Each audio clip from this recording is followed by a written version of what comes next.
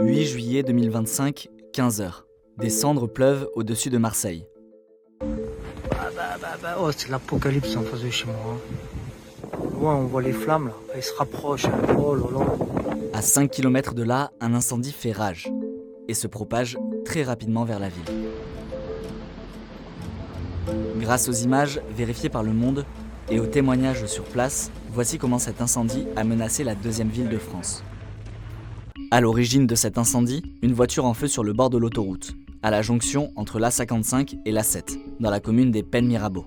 Cette vidéo, publiée le 8 juillet et géolocalisée par Le Monde, montre un véhicule en feu à cet endroit. Ce jour-là, il y a de fortes rafales de vent et l'endroit est entouré de végétation très sèche à cause des fortes chaleurs et du manque d'eau. Alors, rapidement, l'incendie prend de l'ampleur. En 5 heures, près de 350 hectares ont déjà été ravagés. Et le feu se dirige vers la cité phocéenne. Oh, c'est de pire en pire, hein. Oh, oh. Oh là là là là. L'aéroport Marseille-Provence, situé à moins de 10 km des flammes, est forcé de fermer. Les habitants sont invités à se confiner chez eux. Feu de forêt à Marseille. Quittez le massif forestier immédiatement. Confinez-vous dans un bâtiment en dur. Fermez volets et portes. Plusieurs quartiers du 16e arrondissement de la ville sont menacés et près de 400 personnes reçoivent l'ordre d'évacuer. Dans le quartier de l'Estac, des maisons ont été détruites par le feu. On a vu des oiseaux s'envoler en flammes. On a été obligés de partir parce que les flammes arrivaient dans le jardin. Et depuis, on est là et on n'arrive pas à savoir si notre maison est encore debout. Absolument dramatique, je ne peux pas vous dire mieux. Moi, je suis partie avec des flammes à côté.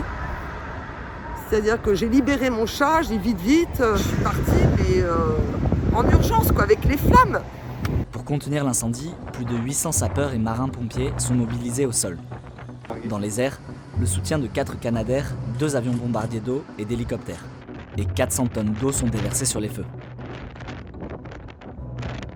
Le 9 juillet 2025 à 16h, la préfecture des Bouches-du-Rhône a annoncé que le feu était fixé. Au total, l'incendie a détruit plus de 750 hectares. Au moins 70 maisons ont été touchées, dont une dizaine quasiment détruites. Une centaine de personnes ont été blessées légèrement, mais aucun mort.